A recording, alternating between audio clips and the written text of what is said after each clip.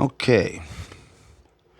Well, upon further inspection of the tape, it turns out this really isn't a bad box. If you saw the last video, I was pretty upset with this thing. So I am going to change a couple things before I pass it on to the new owner and put these transformers in the way we're going to do it. We're going to make it where when he's not on transmit, high voltage is going to be shut off on the tube. And I'm questioning this filament choke. I don't know. It's not anything like I've ever seen, but I don't know. We're going to investigate that. But basically, it's going to be a nice box when it's done. We've got a nice little case for the external high voltage transformer. It's going to look kind of cool, old school. And it's not really large. So next, we're going to rip this transformer out of this thing and course correct a couple of engineering. It's like I said, it's not a bad box. I found out when these things were made. Honestly, the fact that this one's lived this long is and it's still all original is, I guess, my understanding from people are telling me is pretty amazing. So I'm gonna go ahead and save this one instead of parching it out. Like I said, I got a guy that's dying to get it anyway because he knows what I'm gonna do to it, and he knows every time I do something like this to a box, they end up being freaking bulletproof. So. The creepy cat, that's what we're calling it now because it's a creepy freaking ant. Makes me mad. We're going to rip the transformers out and do a little speedy video thing. We got it all set up there for you. And we're going to rip this transformer out and prepare it for a separate high voltage and filament transformer and twice the current that it needs to run. And we're going to smooth it out a couple of things. Like I said, we're going to make the high voltage go off and on with the transmit standby. So when he's in standby, just sitting there, there's no high voltage rail under the tube. So there we go. We're going to fix it. Keep an eyeball at 7:30.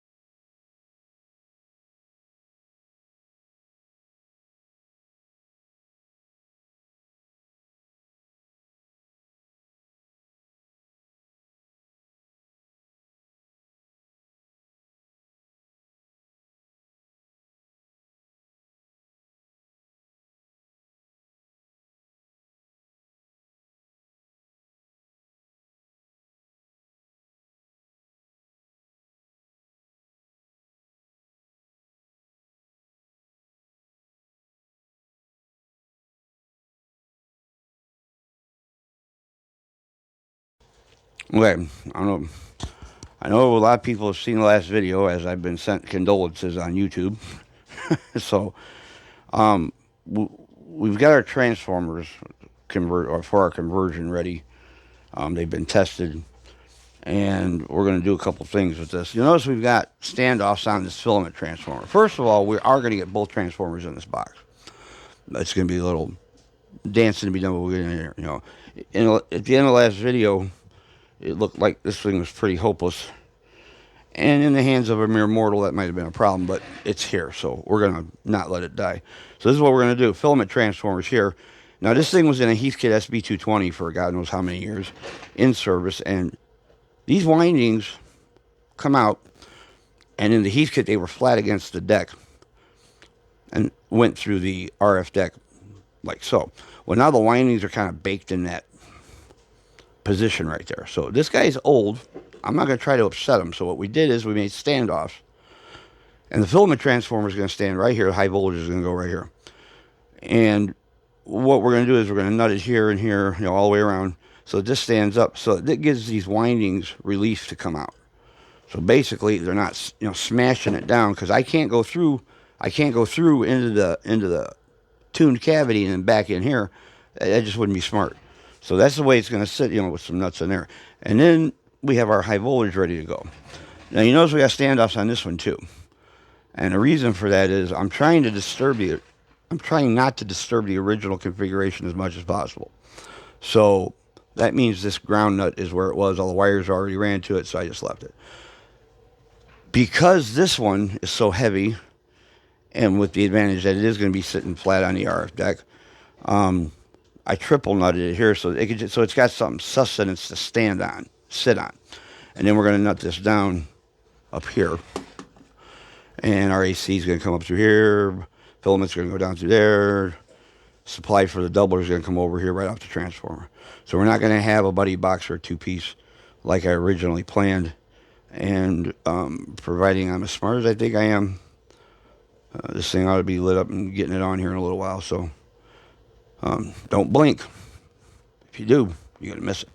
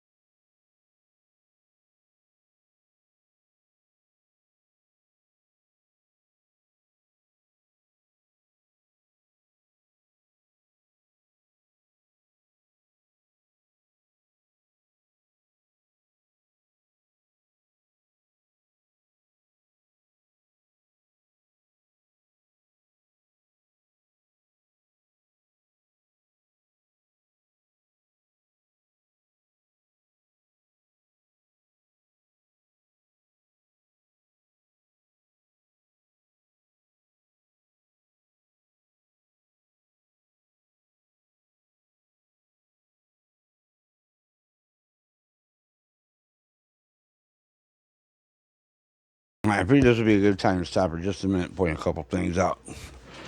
Now, as much as I'm complaining about this box, there are a few things that, were done right, or, the way you would do a better amplifier. And one of those things is you'll notice the clamps down here for the chimney. They actually put the glass chimney in here on the 3500Z instead of just blowing over it with a fan, which means a blower and pressurizing the whole bottom of this cabinet. Now, because we're changing the footprint of the high voltage transformer, we're now going to have holes that we're not using. So what we're going to do is we're going to take some silver tape, metal tape, and we're going to cover the holes that we're not using so that we can keep the pressure on the inside of this cabinet what it needs to be to get all the air out through this chimney and around the tube. So keep in mind, if you're working on an amp that has a pressurized cooling system, 250Bs, anything with a head on it, 400As, 800As, all those big ceramics. But these glass ones, you don't usually see guys making them for this band, straight up tuned for this band, and actually take the time to make a pressurized cabin with a chimney, to concentrate all that air coming up around the glass. That's a good idea. I mean, it's a good thing. There's a reason they make those chimneys.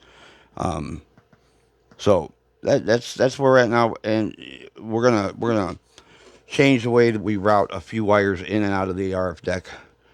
Well, it's power supply on this side. Through the deck, we're actually going to I'm going to pop another hole here. We're going to bring our AC up through here. We're going to grommet that. So our AC for the transformers is going to come up through here. And the AC for the filaments is going to come off of the bottom here, snake down, come, and go through this guy like they did originally. We're going to cap this one, cap all these guys, keep the pressure up, and then we might put a soft start relay on it as well. We'll see.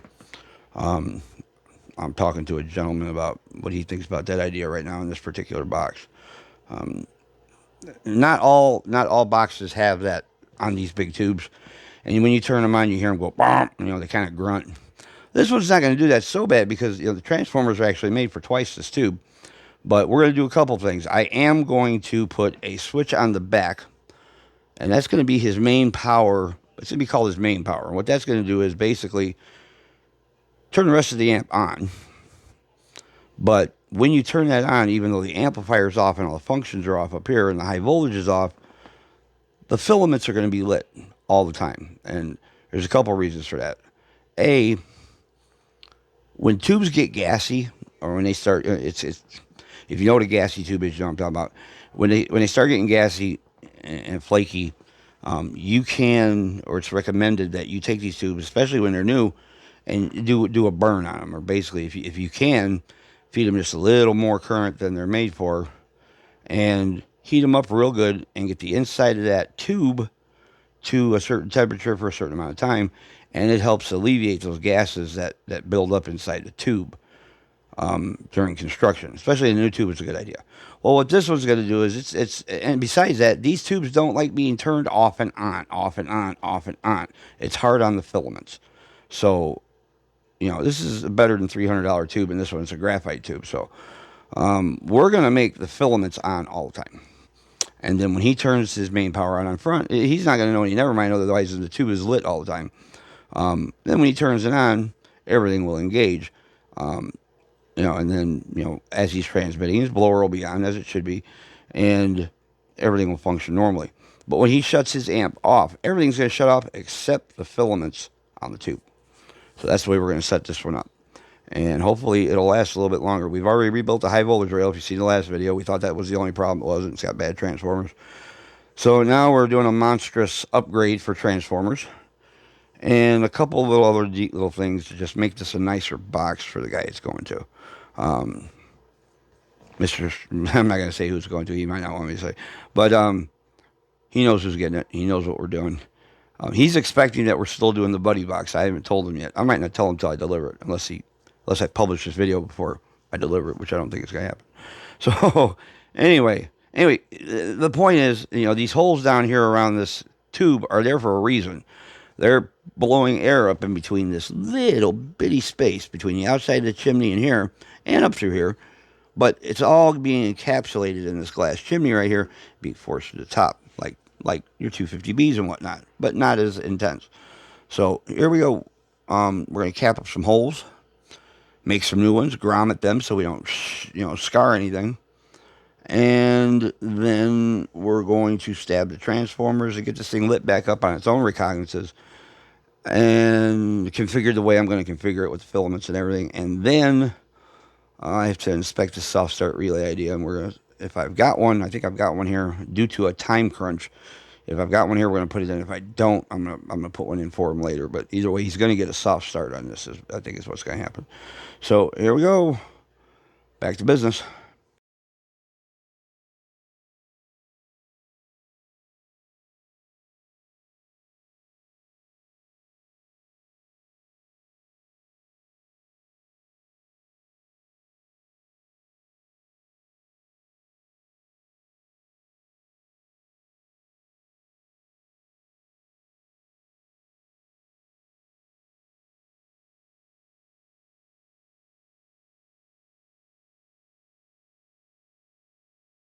All right. Turns out we had to put the brakes on for a minute here.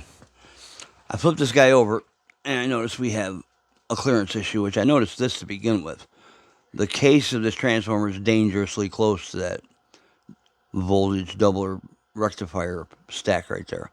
So what I've noticed is I do have some room to gain.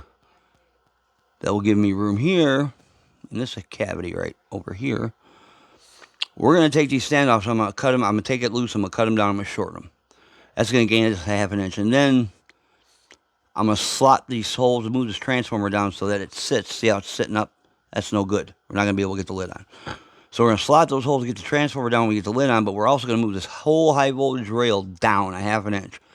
And then I'm going to isolate between the top of this rectifier stack and the outside of this filament transformer so we don't get any arcing across there. And then the other thing we're going to do is we're going to pull the high voltage lead loose because you see how we're routing it down underneath the transformer? The transformer's on standoffs. So it's not the issue that it's going under the transformer. The issue is that it's going around sharp objects and it's high voltage. So we're going to sleeve that with something. Coax jacket, something. Shrink wrap, something. We're going to sleeve that going through there. You see where our filament's going to come down. AC is up here. We're going to just tuck this around and bring it down. This transformer is going to be on all the time. Filament's going to be on all the time on this unit. And then, like I said, we're going to try the soft start relay thing. But right now, this is the kind of stuff you run into when you put stuff in something that wasn't there to begin with. And like I said, this amp had some issues to start with, but it had some good points too. It's the only reason I'm going through all this, despite, never mind the money I got in it. But I kind of don't want to see this amp go dead, and the guy that's wanting it really doesn't want to see it go dead. So here we go. I'm going to rip this stack out, shorten it, and then we're going to make an isolator for it, and move this damn transformer down, solve that problem, and then we'll get back to the high voltage. And I said, don't blink. This is a hell of a ride.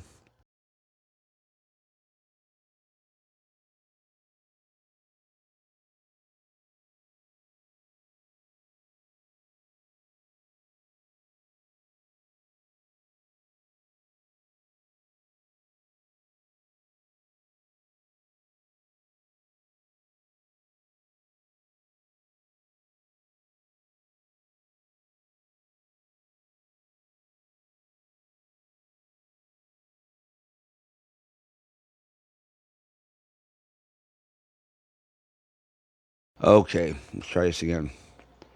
It's alive. We had to lower the high voltage rails because they were interfering with the filament transformer, but we got that lowered base of space. We got our high voltage transformer tucked in back there. After I had to stop playing cameraman and just tear into this thing, so we are functional again. We're going to strategically re-letter it. So what we got is our two SV 220 transformers, the filament and high voltage. Now are the beating heart of this, what was a copycat. And I've gone in and moved some things around that I didn't like and talked to a couple of buddies of mine who are real good with these tubes and did a couple of things and fixed a couple of things they didn't like. So now we're back in business. Now, these transformers haven't been running a while. We didn't really have a chance to load test them. I mean, they made voltage. I said, hell, let's try them. So they're in. Thank goodness they work. So right now. I'm not driving them hard. I'm just hitting them with a stock, or not stock, but just a regular DX2527. No driver. This tube wants a driver, but we don't. I'm not going to hit it that hard right now. So 100 watt scale, like a 30 watt deck or 30 watt swing is all we're going to put in it. It's like a 6 watt dead key, 6 watt dead key, 6 watt dead key, and then we go to 1,000 watt scale. And keep in mind, there's no driver here. This is a regular radio driving it. Audio. 575 touching 6. With 30 watts of PEP drive. I'd say it's probably pretty healthy. We're not even driving it hard yet. Now I'm going to run it a little bit, get the bottom back on it so we got proper airflow up through the chimney. But it's alive again. I'm no longer upset. Like I said, most guys probably wouldn't. If I didn't have the transformers for this thing laying out back, I would have scrapped it. This had been a pile of parts, but I don't like to see anybody's work go to waste. And there was a lot of good stuff in here. But there were just a few chintzy things, and still a couple of these I'm not sure about, but right now, we're back in business. 1,000 watt scale, yeah. 5.5, just barely touching 6, with only 30 watts of PEP going into it. You don't hear anything grunting. You don't hear anything screaming. High voltage isn't dipping terribly. Hardly at all. That meter's pretty close, too, by my high voltage reader. So there it is, man. My customer that's getting it and has watched me dance with this thing since we came up with this idea not to scrap it. He said, well, I want it when you're done. He's a smart guy. He's probably getting the nicest one of these that's ever been handed around. So we'll make a final video with the lids and stuff on it. See what other couple little tricks I'm going to do to it. But the bottom line is it lives. And I think it's going to live a long time. When it got here, it was a little baby. And when it leaves, it's going to be a big, healthy, strong man. We took the copycat off her and strategically relettered this. We'll see what happens there. But all right, that's it. It lives, guys. Wasn't a waste of time. Wasn't a waste of energy or money. I didn't have to eat a trade-in. And my wife might keep me now. We're all happy. We'll do a final on it later. 7:30.